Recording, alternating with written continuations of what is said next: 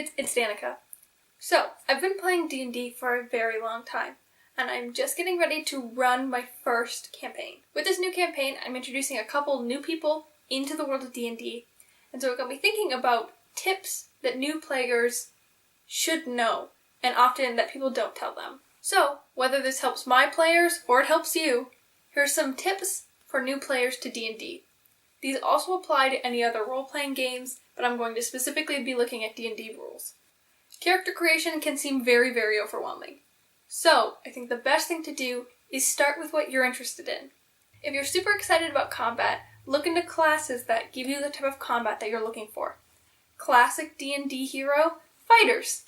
More ragey, barbarians. If you want to just punch things, look into monk. If you're super excited about magic, there's tons of classes you can choose from, whether you want to be magic musically, or you want to make pacts with demons, if you want to have studied it all. Depending on what you're looking for, there's definitely a class for you. That being said, maybe you're super into elves. Start by building an elf and seeing what kind of stats they give you. If you don't know what kind of class you're looking to play, they give you a couple bonuses, so then see what kind of classes require those bonuses. And if you're anything like me, you're super excited about the role-playing. Everything else doesn't really matter. What I suggest is creating the character backstory of your dreams. My first character was an assassin rogue. I created her backstory first. She was an assassin. For my first character, I created the backstory first and then fit it into a D&D race and class. It ended up that her family got blown up and she got kidnapped by a tiefling tinkerer, who then built her a metal arm and used her for his own personal gain to eliminate his competitors and his enemies. That very obviously fits in with an assassin rogue, and then to sort of generalize the character, I made her a half-elf. I think what's most important about character creation is just making a character that excites you and whatever aspect of D&D you are most looking forward to. As another part of character creation, it's super important to create all of your character. So this isn't just the stats and the class and what kind of items you have, this is also their personality. I often play very sassy characters. You can play a stoic character. You can play a very, very smart character. The important thing, as with any character in any book or movie, is not that they just become the perfect character, but that they have positives and negatives. Emphasizing their flaws can create for very interesting story mechanics. I had a dwarven cleric who always saw the best in people and was super excited just to be on an adventure. And she talked like this, and oh my gosh, it's so great to meet you. We ended up coming to a town and we couldn't find anybody. So we go to where the graveyard is. We ended up coming to a town where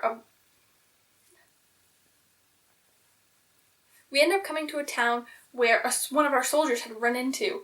And we couldn't find anybody, and I thought I saw something out of the corner of my eye, but we went further. We went to the graveyard and we fought a wight, and coming back, I thought I saw something in that same house. So, while everybody's busy, I go to investigate. I meet somebody, they invite me into their house, we bond, he's a dwarf, I'm a dwarf. I convince him to come with us. No idea who he is. I get back to the party and they are unsure about this guy. They ask me, what can he do? Is he proficient in anything? Well, I don't really know. I think he's proficient in books. Turns out this is one of the sons of one of the richest families in the whole land. And I got him to come with us. What was super nice is the DM took something that I would have considered a flaw. She's way too trusting and she talks to anyone. And turned it into a really cool character moment for her. Oftentimes when you're creating the character, the flaws can definitely fit in. You just have to make sure that they are there, and then when you're playing, make sure you don't play your character as though they are perfect. If you create a flaw, emphasize it, and make sure you tell your DM. Knowing your character's personality helps you to better build relationships with both the party and other NPCs. If there's a certain type of person your character doesn't like very much, they probably aren't going to get along very well, even if you think they're a very interesting character. And lastly, for character creation, I would say write everything down. If you're a spellcaster, write down all your spells, and probably on the back of your spell sheet, write down their names, how long they take to cast, if it's a bonus action or a full action. Maybe it's a ritual, so it takes an hour. And write down how long it's in effect for. Sometimes it's instantly, sometimes it's for a minute, 10 minutes, an hour. Make sure you know exactly what your spell does, and have it easily referenced. As well, write down any class abilities, any racial abilities, any other things that you're going to need to know, make sure they're somewhere on your character sheet. If they're crunched into the feet category, or if you write them on the back, make sure you have them. Writing them out not only helps you to better understand your character and get what they do in your brain, but it makes it easily referenced. So, now we move on to gameplay. Gameplay is the part we've all been waiting for. The most important thing to remember in D&D is that D&D is a collective storytelling game. What I see a lot of DMs and players do is try to win Dungeons & Dragons by pushing their own agenda, by making their character look like the best, and making everybody else losers. In D&D, there's no winning and there's no losing. You're collectively telling the story, and you're either having fun or you're not. This requires you to allow everybody to have their moment, to do their own thing, to include everybody in the party, and it will give them the opportunity to let you have your moment, let you shine, and then you can work together to complete whatever goal it is that you're working towards. It's important to become invested in the team. It's important to remember that this is a team game, and then in the story, you guys are a party. This doesn't mean you guys all have to get along all the time. I have had characters that have almost killed party members because of massive disagreements, almost split the party, but in the end, as a player, I know that for the story, we all need to come back together. Doesn't mean your characters have to like each other, but it means they have to work together. I think the most important thing you can do as a player is to just respect everyone at the table. Respect the DM and how much work they have put into the campaign. Just because you don't like an NPC doesn't necessarily mean your character doesn't. Or it doesn't mean your character will be rude to them.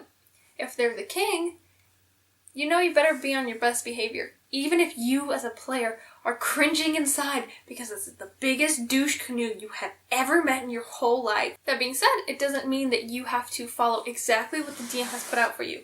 It is an interactive story game, and a lot of what's going on is you guys making your own decisions. With the other players at the table, you need to respect their characters.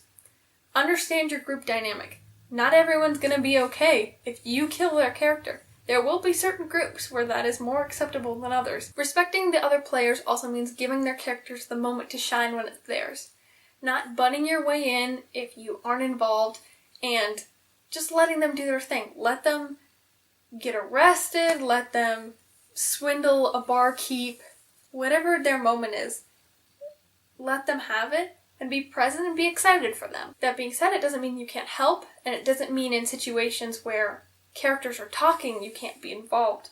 But just pay attention to your surroundings, understand when this is sort of a one-on-one situation, and then pay attention. The worst thing that you can do is to not pay attention, be on your phone, and then when it comes time to you're either not ready or you expect everybody else to be paying attention when you were not. And the last thing that I can tell you is don't metagame. Now, for people who haven't played role-playing games before, this might be an unfamiliar term. Metagaming is basically taking out-of-game knowledge as you as a player, because you're present at the table, and bringing it in-game. If you know 3 blocks away one of your friends is getting arrested, and you have no reason to go 3 blocks away, but you do anyway, that's metagaming. If somebody tells you a secret about their character because they're super excited about it, but they tell you and not their character, your character doesn't know. As hard as it is, your character doesn't know. I know I said the last one was the last one, but as a parting tip, don't be afraid to ask for help. People who've been playing for a long time, people who have DM'd, they tend to have a better understanding of the rules. They tend to be more comfortable with the role-playing aspects. Some people get a little bit intense and create Facebook group chats in which they want to talk in character. If you are at the table, it's because they want you to be there. And if you're new, they want to help you learn how to play. They want you to play because they love this game and they know you will too. If you have a question on how rules work, or you don't really understand combat turns, or how many actions do I have? Do I have 1? Do I have 2? Can I move this far? It's really exciting for us, and we just want you to love the game as much as we do. No one's going to expect you to come into your first game knowing all of the rules. That would be insane. There's so many. I've been playing for a couple of years and I don't even know all the rules. I'm continuously learning new things about D&D. But it's a shared experience, and we all want to have a great time, and we all want to beat the monsters and get the treasure and learn as much as we can.